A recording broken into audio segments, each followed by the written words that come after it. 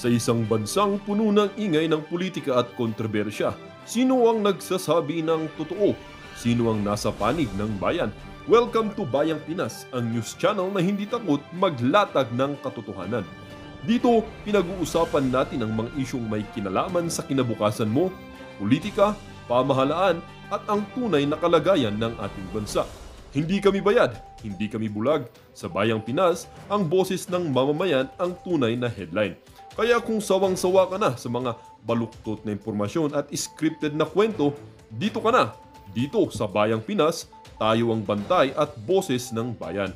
Kung gusto mong manatiling mulat at informed, don't forget to like, share, and most importantly, subscribe dahil sa panahon ngayon, ang kaalaman ay kapangyarihan. Ito ang Bayang Pinas, balitang totoo, pusong makabayan para sa sambayanang Pilipino. Tara na't alamin ang tunay na balita. Blue Ribbon Committee hearing dahil ngayong mga panahon na to hindi ho nila malaman kung paano ho nila ililihis ang naratibo. Pag nagkataon talagang madidiin etong si Zaldico at itong si Martin Romualdez sa mga statement na ilalabas ng mga napapabalitang gusto ding magsalita dyan sa Blue Ribbon Committee. Kaya naman siguro ngayong mga panahon na to, di na ho kayo nagtataka kung bakit maraming umuugong na balita na di umano ititigil na yung hearing ng Blue Ribbon Committee. Hahayaan na yung Independent Commission na tumalakay dito sa issue ng flood control scandal na to. Alam ho kasi nila na talagang maglalabasan na ang mga ebidensya kasunod ng paglantad nitong si Master Sergeant Orly Gutesa. Pero bago ho yan mga kababayan, isang like at isang subscribe. Masaya na ho tayo dyan sa mga gusto sumali sa ating community. Yung join button nandyan lang ho sa baba. Ito ho ang post nitong si Senator Rodante Marcoleta na kung saan kinontra ang ombudsman bid nitong si Boying Remulla. Sen Marcoleta files a sworn opposition against Secretary of Justice Remulla ombudsman bid. The sworn opposition highlighted Sec Remulla's failure to demonstrate the required legal acumen and adherence to the standard of probity based on his recent public pronouncement. Affirmation on Sen Erwin Tulfo's bending the law. It constitutes a violation of the Code of Professional Responsibility and Accountability. Yun ho ang mga naging basehan sa pagkontra nitong si Senator Rodante Marcoleta sa ombudsman bid nitong si DOJ Secretary Boying Remulla. Alam naman ho natin lahat ang bottom line dito kaya gustong maging ombudsman nitong si Boying Remulla. Kumbaga protection niya yan, di ba? Alam niya kasi hindi siya pwedeng maging senador. So ang gagawin ho niya, ombudsman, kailangan mag-ombudsman siya. Hindi ho yan, impeachable ho yan yung position na yan Ha? Ngayon, pagka naupo na si BP Sara, ilang taon ba yung ombudsman na yan? Doon sa span na yon mapoprotektahan ho nitong si Boying Remulla lahat ng kabalbalan na pinagagawa ng kanyang amo na si Marcos Jr. ngayong mga panahon na to. Ika nga, si Boying Remulla, malalim na ho siya dito sa issue na to, sa mga kabalbalan na nangyayari sa ating bansa. Sa ayaw sa gusto niya, kagaya ng nangyari kay dating Pangulong Rodrigo Duterte, dito kay Pastor Apollo Kibuloy, malalim ho si Boying Remulla sa mga issue na yan. Kaya kailangan niya ho ng assurance, insurance, na kung sakaling mauputong si BP Sara, hindi siya basta-basta makakante. Ayun na, rekta na ho tayo dito sa Pero tayo, approve tayo dyan sa pagkontra na yan itong si Senator Rodante Marcoleta at papalakpakan ho natin siya dyan sa isa na yan, ha? Ano ho yan, yung mga puntong i-release nitong si Senator Rodante Marcoleta dyan sa kontra niya sa ombudsman bid na yan itong si Boying Remulla. Talagang balidong ho yan mga kababayan. Dito tayo si Senator JV Hairs ito, game. The good one. Hindi ko lang alam kung anong rason kung bakit he was appointed pero he was also being questioned. So, I don't know. So yung sa parang caucus, di po yata kanya, pwede kayo malaman kung ano po yung tagal po kasing nasuspend Malaman na bukas. So nasa na kay pag-resign ni Congressman Zaldico and yung paano yun sa Blue Ribbon Committee? Well, I think that's for me welcome. At least wala na yung parliamentary courtesy. We can already invite him and so that he will be able to answer all of these issues and allegations, no? But resignation does not mean that yung he will be exempt from accountability. So kailangan pa rin siyang managot dito at kailangan niya sagutin yung mga issues regarding the corruption, no, and the scams that rock the nation. Kasi buong bansa ang ginulo di ba? Both houses of Congress nasira dahil sa kanila modus. Kawawa ang mga senador, kawawa ang mga kongresista, hindi naman lahat ng kongresista kasama dyan yung mga kasabot lang kawawa ang contractors, hindi naman lahat ng contractors may kalukuhan so lahat apektado. So sana magkaroon ng masagot ito para magkaroon na ng endgame ng makamove na tayo kasi lahat ngayon kawawa parang sobra tayong na one of the biggest scams or probably one of the biggest na ito in history. I know it's not the best of times pero kailangan talagang may managot dito para matapos, para masatisfy yung galit ng tao. Hindi maintindihan natin yung galit ng tao kasi sobra-sobra naman talaga nakakalula in fact, no? Kaya kailangan lang talagang may managot dito at yung sa akin lang sana maibalik yung focus doon sa mga nagsimula na modus, no? Hindi naman sa naano ko sa mga aking makasama pero bakit sa Senado nabaling ang init? Sino ba nagsimula ng lahat ng ito? Yung mga ganyang klaseng statement nang papantig ang tenga nitong si Tuta Soto at nitong si Ping Lacson Boytago pagka naririnig nila yan di ba?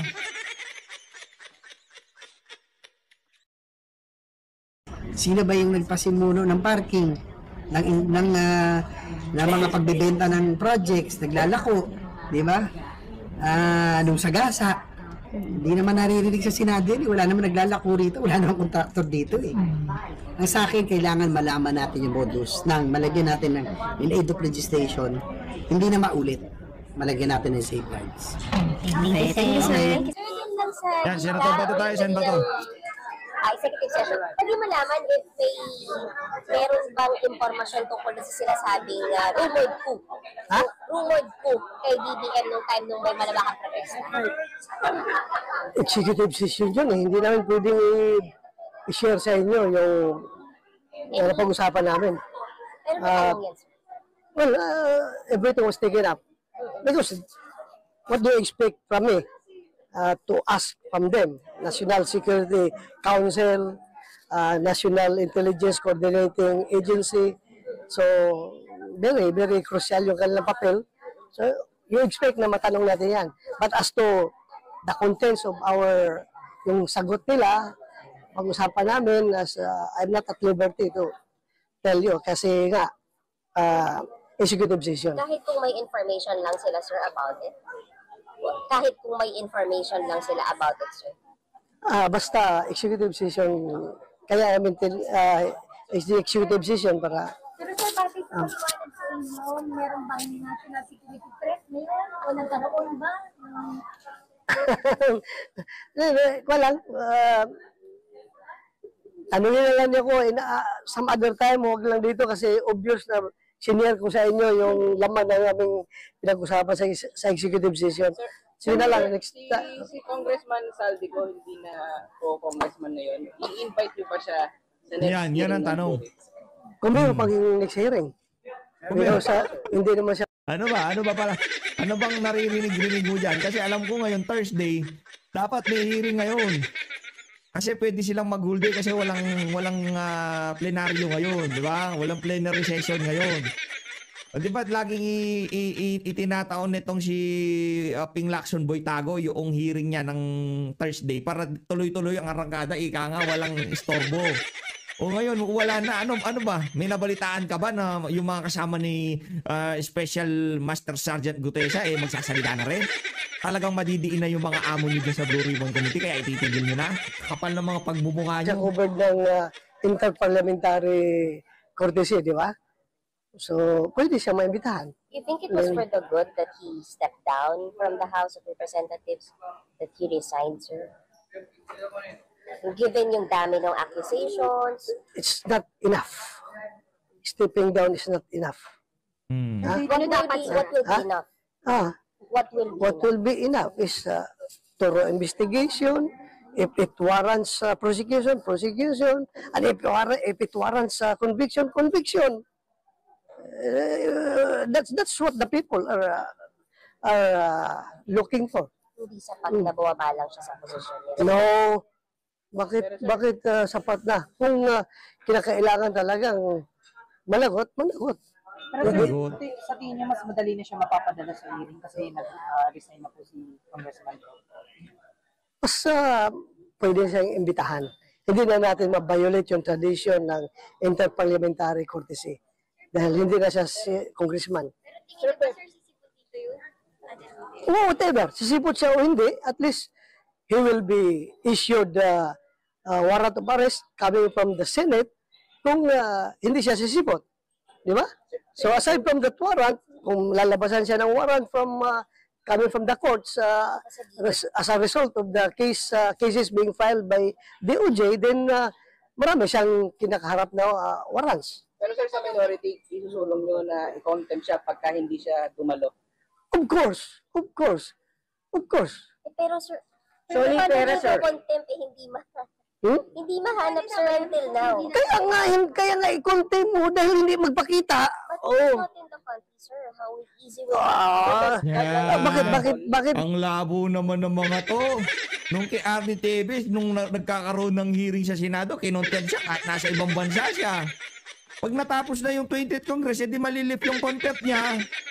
Kung wala ka sa country, hindi ka pwede umuwi. Kung gusto mo talagang harapin yung Blue Ribbon Committee. Sir, parang kay Alice Go, ganyan mangyayari. Ha? Parang yung kay Alice Go. Ano ba nung nangyari doon? Lumipat din siya na ibang bansa, tapos merong arrest order ng Senate. Correct. O yun ang nangyari sa kanya, di ba? Yun ang mangyayari. Arrest order coming from the Senate, not from the court that compelled her to be delivered back to the Philippines. Pero kayo, sir, i-request niyo po na patawag po si Congressman ko kayo, sir. So next Obvious. We will do that. Hindi lang naman ako. Pati taga majority, alam ko gusto rin nilang imbitahan yan because siya ang laman ng lahat. Sir, can we get your statement na lang dun sa sinabi ni VP Sara na unstable daw po yung government po? Can we get your statement? given the Well, that's her opinion, no? That's her opinion. Nakikita niya na medyo maraming nangyayari na hindi maganda. It's opinion niya yun. do you think the government is stable, sir? Sa ngayon, mukhang stable naman siguro. Stable naman siguro. Considering the threat, sir. Meron. May threat. Pero depende yan sa kung paano nila mag-respond sa threat kung meron man. Sir, sabi niyo may threat. Sabi niyo may threat. Ano yung threat, sir? Ano nila, yung mga langot, yung mga taong disgruntled, nagagalit sa nangyayaring korupsyon sa ating bansa. So yun lang. Police and military. Ha? Police and military. Yung mga disgruntled na Mamaya, palabasin na nyo naman na yung aming executive session, nag-share ako sa inyo ng informasyon. Sir, how's the morale of the uniformed personnel given yung allegations ng kaliwat ka ng katiwalian? I can only speak doon sa mga retired. Mga retired. Itong mga sa active, hindi tayo magbibigay ng opinion sa kanila. Marami tayong nakikita through social media, through nakita nyo, nag-stage sila ng sarili nilang rally dyan sa Gate 4 ng Camp Aguinaldo, di ba? Those are retired AFP and AFP and PNP and uniform personnel people. So how's the morale of the retired uniformed people? Galit sa nangyayari. Gusto nilang palitan si BBM, sir? Ha? Gusto nilang palitan si BBM? Sila natanongin natin. Basta alam kong galit sila sa nangyayari. So, hindi sila kontento, sir, sa mga ginagawang investigation dito sa corruption. I don't know kung anong opinion nila. Hindi kami masyado nag-communicate. Nababasa ko lang yung mga pinapalabas nila ng mga sentimento.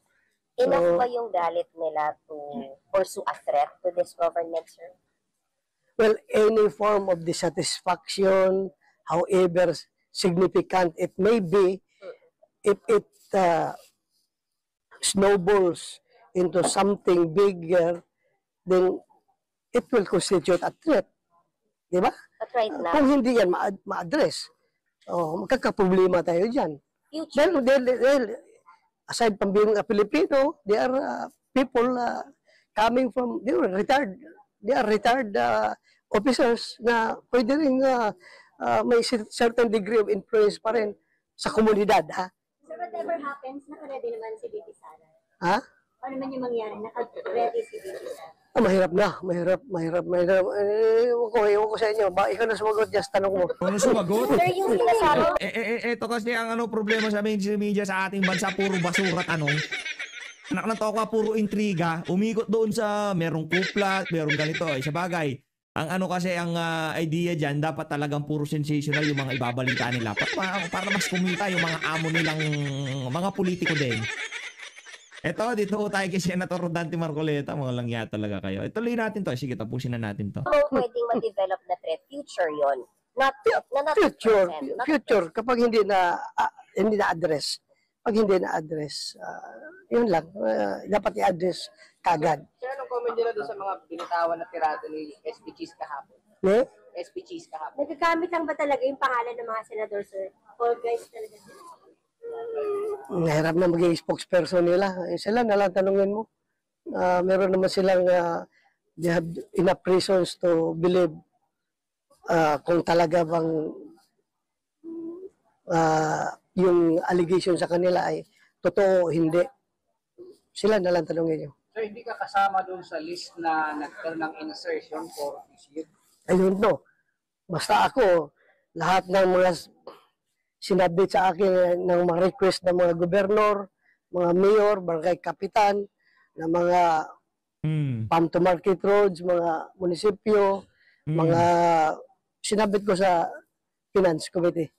Yung Ano yung congressman? Meron ano kasi yan mga kababayan senador ka Kung valid naman yung yung hinaing lumapit na yung na gobernador, hindi ako makalapit sa DPWH, puro congressman lang daw dun siya Di ba? O hindi ako makalapit sa House of Representative, puro contractor yung mga yun siya gaganunin ka yan O sa DPWH, puro insertion sila doon. Sa NEP pa lang, mga congressman lang nakakasingit. Ayaw lang pasingitin yung mga yung mga hinaing namin sa mga lugar namin Valid naman to, Sen. Ayan yung picture, ayan yung drone shot, ito yung date, ito lahat. Nandyan lahat ng mga detalye, Sen. Isingit nyo naman, kawawa kami pagka kailangan pa namin maglakbay ng napakalayo para lamang maikutan tong lugar na to. Pero pagka nagkaroon ng farm to market dyan, makakadaan na kami ng matiwasay, di ba? Yung yun sa bagay ano bang plano ni Ping Lacson? Pagmukahing masama lahat ng kasama nila dyan sa Senado. Lahat ng senador ng 19th Congress merong insertion. Anak ng tukano yung sabi nun. congressman na nanghingi sa atin ng mga nagpatulong na ma-implement yung kanilang mga priority projects. So sinabit ko. Sir, hanggang doon lang, sinabit mo lang, walang push na talagang... Paano ka mag-post na opposition ka Hindi ka nga... Wala na, basta sabit ko lang. Kung maawa sila, pagbigyan nila yon, then makakatulong sa ating sambayan na mabigyan ng covered court, mabigyan ng mga hinihingi nila. So, yun lang naman. Kung pagbigyan nila, maganda. Pero kung hindi, wala rin. Okay lang. Pero anong sabi niyo doon sa mga kickback allegations dun sa mga kasamaan niyo sa Maynila? Sabi sila na lang, mahirap na ako ang magbigay sa kanila.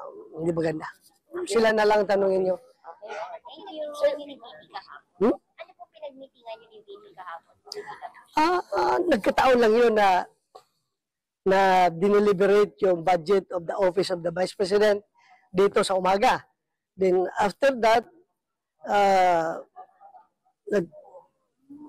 pumunta kami sa opisina ng isang senador, nag-lunch kami doon. Then after nag-lunch, sabi niya, ano kaya kung manood ako sa privilege speech ni Senator Chis Escudero. So, pumunta siya doon para manood. Pero sir, nandito din siya last week nakapagpulong din siya sa inyo last week. Oo, timing lang yun. May mga Ito kasi mga ano na to, mga media na to, masyado mga malisyoso eh, no? Importante siyang pinunta dito. Pero siyang, Well, pinalaman yun doon sa mga umuupo na kuplat. wala. Bakit siya makialam dyan? Hindi ka siya nagpapakita. Ba't alam ni Bibi Sara yung speech niya? Yung cheese? May narinig lang siya na magdi-deliver ng speech si Cheese. About, So, nakinig lang siya. Nakinig. alam niya nakasama siya doon sa speech about the impeachment. Sinasabing finish ni Hindi niya alam kung anong mga laman. Basta alam lang niya na magdi-deliver ng speech. So, makinig lang siya. So, natawa si Bibi Sara kasi naging doon si speaker. I don't know. Hindi na kami nag-usap after nung delivery ng speech ni Senator Cheese. Umalis naman siya pagkatapos din. Sir, last na po. Sir, may get your comment lang po dun sa mga nagsasabi na parang na-coach daw yung ilang testigo sa Blue Ribbon Committee. Parang na-coach daw, naturuan. Na-coach? Sino magko-coach? Sino magko-coach? Sino nagko-coach? Sabihin nila, sino? Sino magko-coach doon? Ang iba po ang tinuturo, senador, or iba naman po, DOJ daw, coach. Nag-coach ang DOJ doon sa... Kaya daw po nagkakaroon, lumalabas may supplemental affidavit after ng meeting doon. DOJ na lang tanongin niyo kung wala man tayo doon. Nandito lang tayo sa Senado eh. Pagdala doon sa resource person sa kanila, sila na lang naman nag-uusap doon. So, hindi natin alam. Pero siya yung allegation na may mga senador din daw po na nag-coach. I don't think so. Ha? Kung sabihin nila, si Senator Marcolita ang pinaparinggan nila na nag-coach doon sa yung retired Marines, mukhang malabo. Mukhang malabo dahil umakita nyo, no, yung kanya, aside sa kanyang affidavit, may mga lumalabas na impormasyon doon na that came out naturally na wala doon sa affidavit niya in the course of questioning. Makita mo yung tao na kinots dahil masyadong mag-ingat sa kanya sinasabi. Pero pag hindi kinots, natural na lumalabas yung mga impormasyon galing sa kanya, pag siya ay tinatanong, then I don't think kinots yun. Sir, isa na lang, may statement yung pinag-aaralan daw nila yung pag-file ng kaso sa mga retired military officers na nananawagan ng pag-aamas. Yung na ganyan. Retired ako ha? Baka kasama ako dyan. Hindi? I don't know kung anong tingin na doon. Basta, as far as I know, nag-stage ng rally yung mga retired dyan sa harap ng gate 4 ng Camp Aguinaldo. It was observed to be very disciplined and very organized na rally. Wala mang gulo na nangyari. Sir, para clear lang, so may present threat ba sa BBM administration? I don't know. Ayaw ko mag-comment dyan. Alright, ng mga kamera. Kinakabahan na ho yung mga mga mainstream media na to. Huwag kayong mag-alala kung sakaling magkaroon ng problema. Kung sakaling ang sambayan ng Pilipino talagang gumalaw na, huwag kayong mag-alala. Isa kayo sa mga yung mainstream media na yan. Puno na ho ang sambayan ng Pilipino sa mga kababuyan ng mga mainstream media na yan. Hindi naman siya inaano natin sila, no? Darating, ika nga. Ito, paging ganun natin mga kababayan. Ito kay Senator Dante Marcoleta. Interview niya ho dyan sa SMNI. Game! Wala kang nalalabag na interparliamentary courtesy kung imbitahin mo sila. Huwag mo lang silang isabina. Yung courtesya, na yung pa rin sa pag-iimbita, iniimbita mo lang. Hindi mo ginagalang mo. Iniimbita mo eh. Ang problema kung ayaw mong imbitahin. Yun ang paglilihis. Yun ang Yun ang problema talaga. Yun talaga yung bottom line doon, ika nga. Doon tayo nagkakaproblema eh. Di ba? Wala namang problema. Imbitahan yung subpina problema. But interparliamentary courtesy? Imbitahan nga lang. Di ba? Yung mga nung sa Tuadcom, iniimbitahan naman itong si Senator Bato de la Rosa.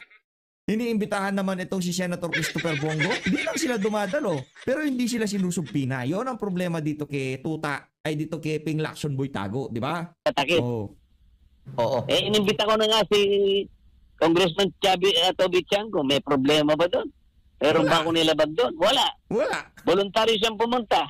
Dalawang beses na nga pumunta ron eh. So, bakit nila tinatakpan niya sa magitan ng tinatawag na kortesiya? Anong kortesiya? Mas mataas ba ang kortesiya sa accountability at transparency? Yan. Meron ding mga Dito sa isa na to, wala tayong binibed na law. Ika nga, kagaya dito kay Erwin Tulfo. Yung accountability